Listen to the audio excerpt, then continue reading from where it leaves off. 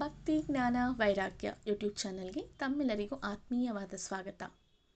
ನಾವು ನಿನ್ನೆಯಷ್ಟೇ ತುಳಸಿ ದೇವಿಯ ಆರಾಧನೆಯನ್ನು ಮಾಡಿದ್ವಿ ಹಾಗೂ ಅವಳ ವಿವಾಹದ ಕಥೆಯನ್ನು ಕೇಳ್ಕೊಂಡ್ವಿ. ಇವತ್ತಿನ ವಿಡಿಯೋದಲ್ಲಿ ನಾನು ಒಂದು ವಿವಾದದ ಬಗ್ಗೆ ಕಳೆದ ತಿಂಗಳಿಂದ ಅಂದರೆ 2 ತಿಂಗಳಿಂದ ಈ ವಿವಾದ ಸೃಷ್ಟಿಯಾಗಿದೆ. ಏನು ವಿವಾದ ಅಂದರೆ ತಿರುಪತಿಯ ಲಾಡು ಪ್ರಸಾದದ ವಿವಾದ. ನಮಗೆಲ್ಲರಿಗೂ ಗೊತ್ತಿರೋ ಹಾಗೆ ಇದೊಂದು ಆತಂಕವಾದ ಹಾಗೂ ಆಶ್ಚರ್ಯವಾದ ತುಂಬ ದುಃಖವನ್ನು ಉಂಟು ಮಾಡಿದ ಒಂದು ವಿವಾದ. ಯಾಕಂದರೆ ನಾವು ಪ್ರತಿಯೊಂದು ದೇವಸ್ಥಾನಕ್ಕೂ ಹೋಗಬೇಕಾದ್ರೆ ದೇವರ ಪ್ರಸಾದ ಹಾಗೂ ದೇವರಲ್ಲಿರುವಂತಹ ನಂಬಿಕೆ ಎರಡೂ ಕೂಡ ನಮ್ಮ ಪಾಪವನ್ನು ಪರಿಹಾರವನ್ನು ಮಾಡುತ್ತೆ ಎಂಬ ನಂಬಿಕೆ ಇಟ್ಟೇ ಹೋಗ್ತೀವಿ ಕೂಡ. ಅದೇ ರೀತಿ ತಿರುಪತಿಯ ತಿಮ್ಮಪ್ಪ ಅಂದರೆ ಯಾರಿಗಿಷ್ಟ ಇಲ್ಲ. ಸಾಕ್ಷಾತ್ ಭಗವಂತನೇ ಹೋಗಿ ನಿಂತು ಕಲ್ಲಾಗಿ ಶಿಲೆಯಾಗಿ ನಿಂತಿರುವಂತಹ ದೇವಾಲಯ, ವಿಶ್ವವಿಖ್ಯಾತದಲ್ಲೇ ಅತ್ಯಂತ ಹೆಸರನ್ನು ಮಾಡಿರುವಂತಹ ದೇವಾಲಯ. ಎಷ್ಟೋ ಮಂದಿ ತಿರುಪತಿ ತಿಮ್ಮಪ್ಪನನ್ನು ದರ್ಶನ ಮಾಡಬೇಕಂದ್ರೆ ಎಲ್ಲರಿಗೂ ಸಾಧ್ಯ ಆಗಲ್ಲ. ಅವನು ಯಾವಾಗ ಮನಸ್ಸನ್ನು ಕೊಟ್ಟು ಕರೆಸ್ಕೊಬೇಕು ಅಂತ ಅವನು ಭಕ್ತರನ್ನಲ್ಲಿ ಒಂದು ಮನಸ್ಸನ್ನು ಇಚ್ಛೆಯನ್ನು ಮೂಡಿಸ್ತಾನೋ ಆಗಷ್ಟೇ ಅವನ ದರ್ಶನಕ್ಕೆ ನಮಗೆ ಭಾಗ್ಯವು ಸಿಗೋದು. ಅದೇ ರೀತಿ ತಿರುಪತಿಯ ಪ್ರಸಾದವು ಕೂಡ ಎಲ್ಲ ದೇವಾಲಯಗಳ ಪ್ರಸಾದಕ್ಕಿಂತ ಹೆಚ್ಚು ಪ್ರಸಿದ್ಧತೆಯನ್ನು ಪಡೆದಿದೆ. ಎಷ್ಟೋ ಸಲ ನಾವು ತಿರುಪತಿನಲ್ಲಿ ದರ್ಶನ ಆಗಲಿಲ್ಲ ಅಂದರೂ ಕೂಡ ತಿರುಪತಿಯ ಲಾಡುವನ್ನು ನಾವು ತಗೊಂಡು ಮನೆಗೆ ಬರದೇ ಇರಲ್ಲ. ಅದನ್ನು ಎಷ್ಟೋ ಜನಕ್ಕೆ ಹಂಚಿರ್ತೀವಿ ಕೂಡ. ಅಂತಹ ಪ್ರಸಾದದಲ್ಲಿ ಒಂದು ಕಲಬೆರಕೆ ಆಗಿದೆ. ಅಂದರೆ ಕಲಬೆರಕೆ ಯಾವ ರೀತಿ ಆಗಿದೆ ಅಂದರೆ ಮಾಂಸದ ಕಲಬೆರಕೆ ಆಗಿದೆ ಎಂದಾಗ ಅದು ತುಂಬ ನೋವನ್ನು ಉಂಟು ಮಾಡುವಂತಹ ಸಂಗತಿ.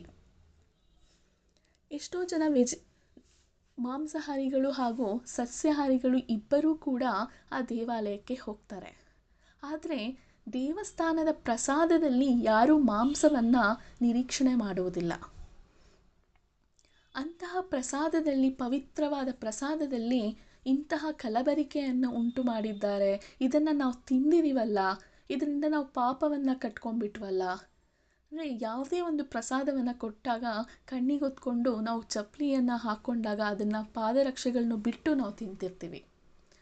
ಅಂತಹ ಸ್ಥಿತಿಯಲ್ಲಿರಬೇಕಾದ್ರೆ ಸರ್ವ ಪಾಪವನ್ನು ನನಗೆ ಅಂಟ್ಕೊಂಡ್ಬಿಡ್ತಲ್ಲ ಅಂತ ಎಷ್ಟೋ ವಿದ್ವಾಂಸರು, ಋಷಿಮುನಿಗಳು ಹಾಗೂ ಮಠಾಧೀಶರು ಹಾಗೂ ನಮ್ಮಂಥ ಸಾಮಾನ್ಯ ಮನುಷ್ಯರು ಕೂಡ ತುಂಬ ದುಃಖಕ್ಕೆ ಈಡಾಗಿದ್ದಂತಹ ಸಂಗತಿಯಾಗಿತ್ತು.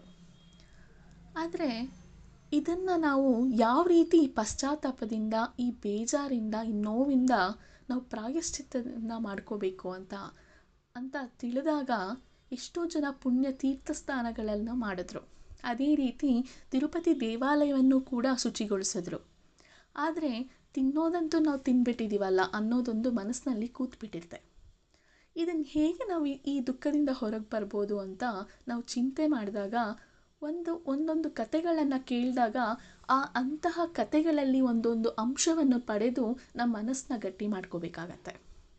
ಅಂತಹ ಕತೆಗಳಲ್ಲಿ ರಾಘವೇಂದ್ರ ಸ್ವಾಮಿಗಳ ಕತೆ ಎಲ್ಲರಿಗೂ ಗೊತ್ತಿರುತ್ತೆ.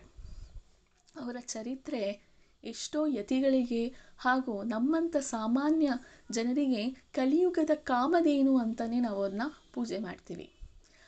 ಅವರ ಚರಿತ್ರೆಯಲ್ಲಿ ಮೂಡಿ ಬಂದಿರುವಂತಹ ಒಂದು ಚಿಕ್ಕ ಕಥೆಯನ್ನು ಹೇಳ್ತೀನಿ. ಶ್ರೀ ರಾಘವೇಂದ್ರ ಸ್ವಾಮಿಗಳು ಪೂಜೆಯನ್ನು ಮಾಡಿ ಮೂಲರಾಮನಿಗೆ ತಪಸ್ಸಿಗೆ ಕೂತಿರ್ತಾರೆ.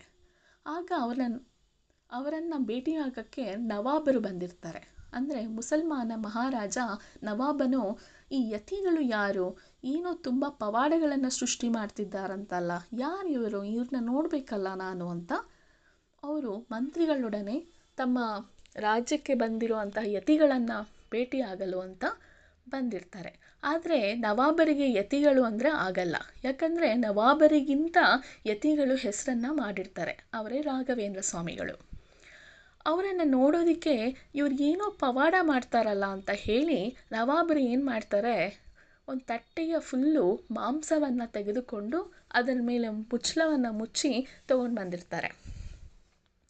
ಆಮೇಲೆ ರಾಘವೇಂದ್ರ ಸ್ವಾಮಿಗಳು ಅವರು ಮೂಲರಾಮನ ಧ್ಯಾನದಲ್ಲಿ ಕೂತಾಗ ನೋಡಲು ಬಂದಾಗ ಕಣ್ಬಿಟ್ಟು ನವಾಬರು ಬಂದಿರೋದನ್ನು ನೋಡಿ ಅವರ ಆತಿಥ್ಯವನ್ನು ಅವ್ರನ್ನ ಸ್ವಾಗತಿಸ್ತಾರೆ. ಆಗ ನವಾಬರಿಗೂ ಹೇಳ್ತಾರೆ, ನಿಮ್ಮನ್ನು ನೋಡೋದಕ್ಕೆ ಅಂತ ಎಷ್ಟು ದಿನದಿಂದ ಕಾದಿದ್ದೆ, ನಿಮ್ಮ ದರ್ಶನದ ಭಾಗ್ಯ ನಮಗೆ ಖುಷಿ ತಂದಿದೆ. ಆದರೆ ನಿಮಗೆ ನಮ್ಮ ಕಡೆಯಿಂದ ನಿಮಗೊಂದು ಆತಿಥ್ಯವನ್ನು ಸ್ವೀಕರಿಸಬೇಕು, ಅದು ನಿಮ್ಮ ಮೂಲ ರಾಮನು ಸ್ವೀಕರಿಸುತ್ತಾನಾ ಅಂತ ಕೇಳ್ತಾರೆ. ಅದಕ್ಕೆ ರಾಘವೇಂದ್ರ ಸ್ವಾಮಿಗಳಿಗೆ ಗೊತ್ತಿರುತ್ತೆ ಅವ್ರು ಏನು ತಂದಿರ್ತಾರೆ ಅಂತ.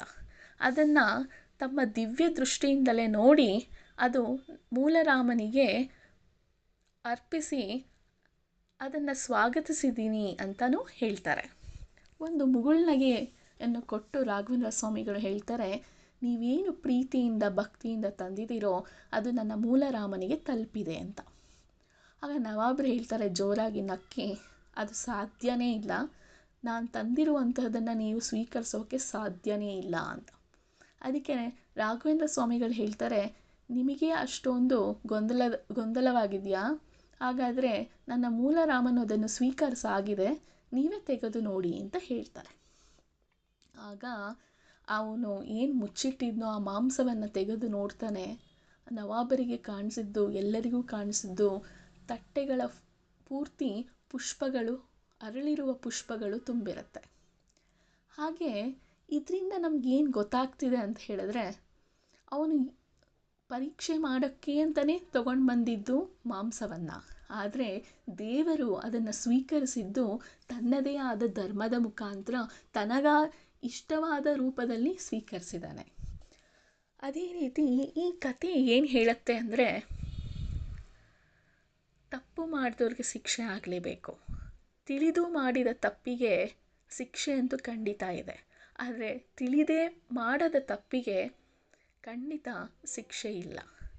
ಅದೇ ರೀತಿ ಈ ಪ್ರಸಾದವನ್ನು ಹೇಗೆ ರಾಘವೇಂದ್ರ ಸ್ವಾಮಿಗಳು ತಮ್ಮ ದಿವ್ಯ ದೃಷ್ಟಿಯಿಂದ ಸ್ವೀಕರಿಸಿ ಆ ಪವಿತ್ರತೆಯನ್ನು ಮಾಡಿ ಆ ಮೂಲರಾಮನಿಗೆ ಸ್ವೀಕರಿಸಿದ್ದಾರೋ, ಅದೇ ರೀತಿ ತಿರುಪತಿ ತಿಮ್ಮಪ್ಪನೂ ಕೂಡ ನಮ್ಮ ಎಲ್ಲರ ಒಂದು ಪ್ರಸಾದದ ಸ್ವೀಕರಿತೆಯನ್ನು ಯಾಕೆ ಬದಲಾಯಿಸಿರಬಾರ್ದು?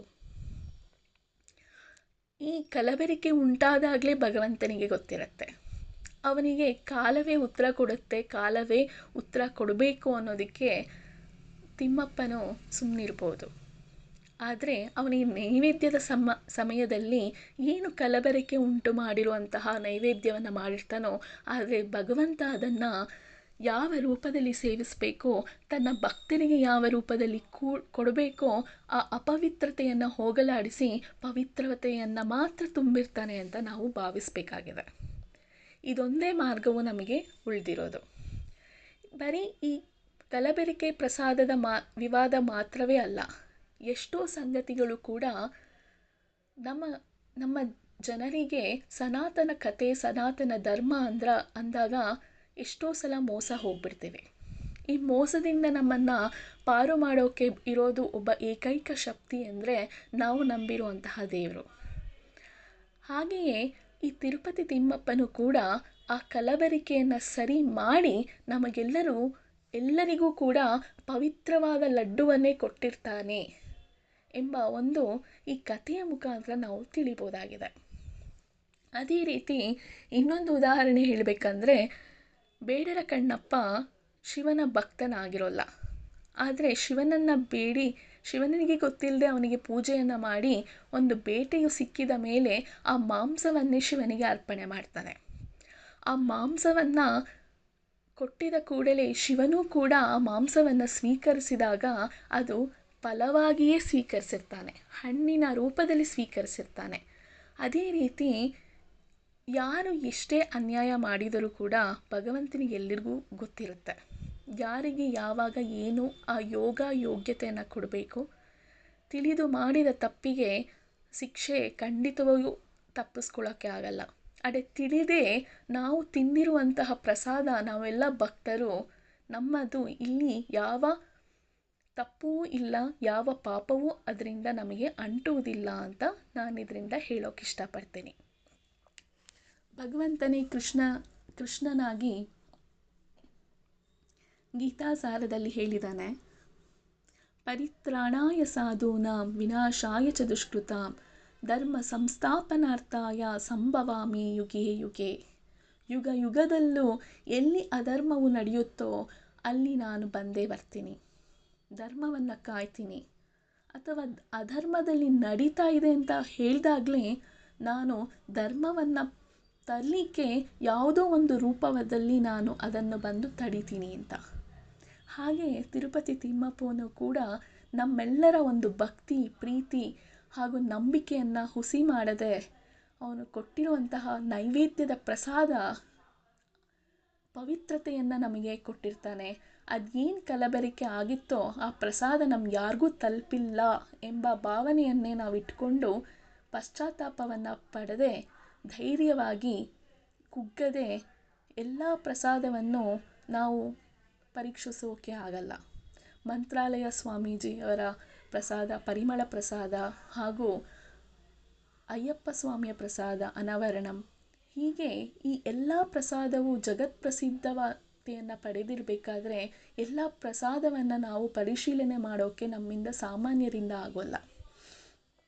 ಆದ್ದರಿಂದ ನಾವು ಮನಸ್ಸಿನಲ್ಲಿ ತಿಳಿಬೇಕು ಏನಪ್ಪ ಅಂದರೆ, ಯಾರು ಎಷ್ಟೇ ಕಲಬೆರಕೆಯನ್ನು ಮಾಡಲಿ, ಎಷ್ಟೇ ಅನ್ಯಾಯವನ್ನು ಮಾಡಲಿ, ಅದು ದೇವರ ಸಮೀಪಕ್ಕೆ ಹೋದ ನಂತರ ಅದರ ರೂಪು ಬದಲಾಯಿಸಿಕೊಂಡು ಅವನ ಭಕ್ತರಿಗೆ ಅನ್ಯಾಯ ಮಾಡದೆ ಆ ರೂಪು ಬದಲಾಯಿಸಿದ ಪವಿತ್ರವಾದ ಪ್ರಸಾದವೇ ನಮಗೆ ದೊರಕಿದೆ ಎಂಬ ಒಂದು ಸಂಶಯವಿಲ್ಲದೆ ಒಂದು ನಂಬಿಕೆಯಿಂದ ಎಲ್ಲರೂ ಪ್ರಸಾದವನ್ನು ಸ್ವೀಕರಿಸಿ ತಮ್ಮ ಪಾಪಗಳನ್ನು ಹಾಗೂ ಒಂದು ಇಷ್ಟದ ದೇವತೆಯನ್ನು, ಆರಾಧ್ಯ ದೇವತೆಯನ್ನಾಗಿ ಪೂಜಿಸುವಂತಹ ಸಂಕಲ್ಪ ಎಲ್ಲರೂ ಹೊಂದಬೇಕಾಗಿದೆ.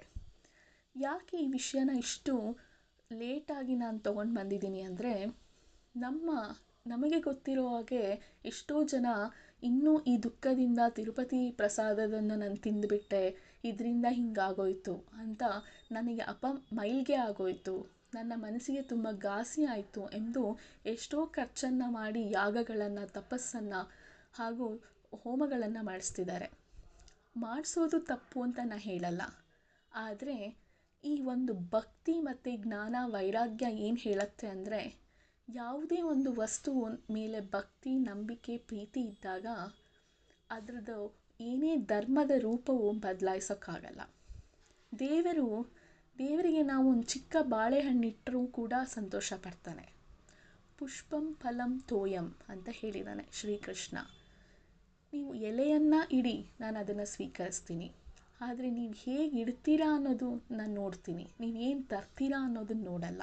ನೀವು ಎಷ್ಟು ಪ್ರೀತಿಯಿಂದ, ಭಕ್ತಿಯಿಂದ ನನ್ನನ್ನು ಆರಾಧ್ಯವಾಗಿ ನನ್ನನ್ನು ಆರಾಧನೆ ಮಾಡ್ತೀರಾ ಅನ್ನೋದನ್ನು ನೋಡ್ತೀನಿ ಹೊರತು ನೀವು ಏನು ತರ್ತೀರಾ, ಎಷ್ಟು ಶ್ರೀಮಂತಿಕೆಯಿಂದ ಮಾಡ್ತೀರಾ ಎಂಬುದನ್ನು ನಾನು ನೋಡಲ್ಲ ಅಂತಲೇ ಹೇಳಿರೋದು. ಆದ್ದರಿಂದ ಯಾರೂ ಭಯಭೀತರಾಗದೆ, ಯಾರು ಮಾನಸಿಕವಾಗಿ ಕುಗ್ಗದೆ, ಆಮೇಲೆ ಎಲ್ಲ ದೇವಾಲಯಗಳ ಪ್ರಸಾದವನ್ನು ಯಾರು ಸಂಶಯದಿಂದ ನೋಡದೆ, ನಾವು ಹೇಗೆ ಇಷ್ಟು ದಿನ ಕಣ್ಣಿಗೆ ಹೊತ್ಕೊಂಡು ನಾವು ಆ ಪ್ರಸಾದವನ್ನು, ಸನಾತನ ಧರ್ಮದ ಒಂದು ಪವಿತ್ರತೆಯನ್ನು ಕಾಪಾಡ್ಕೊಂಡು ಬಂದ್ವೋ, ಅದನ್ನು ನಾವು ಎಷ್ಟೇ ಜನರು ಅದನ್ನು ಅಧರ್ಮದಿಂದ ತುಳಿದರೂ ಕೂಡ ನಾವು ಅದನ್ನು ಬೆಂಬಿಡದೆ ನಾವು ನಮ್ಮ ಧರ್ಮವನ್ನು ಪಾಲಿಸೋಣ, ನಮ್ಮ ಸನಾತನ ಧರ್ಮವನ್ನು, ಹಿಂದೂ ಧರ್ಮವನ್ನು ಉಳಿಸೋಣ ಅಂತ ಕೇಳ್ಕೊತೀನಿ. ಇದರಲ್ಲಿ ಏನಾದರೂ ತಪ್ಪಾದ ವಿಷಯವನ್ನು ನಾನೇನಾದ್ರು ಹೇಳಿದರೆ ದಯಮಾಡಿ ಕ್ಷಮಿಸಿ. ನನಗೆ ತಿಳಿಯುವಂತಹ ಒಂದು ಹೇಳಬೇಕು ಅನಿಸುವಂತಹ ಒಂದು ಘಟನೆಯನ್ನು ನಿಮಗೆ ಹಂಚ್ಕೋಬೇಕು ಅಂತ ಅನ್ನಿಸ್ತು, ಅದನ್ನು ಹಂಚ್ಕೊಂಡಿದ್ದೀನಿ. ಇದಾಗಿತ್ತು ಇವತ್ತಿನ ವಿಡಿಯೋ. ಮುಂದಿನ ವಿಡಿಯೋದಲ್ಲಿ ಸಿಗೋಣ. ಅಲ್ಲಿವರೆಗೂ ನಮಸ್ಕಾರ.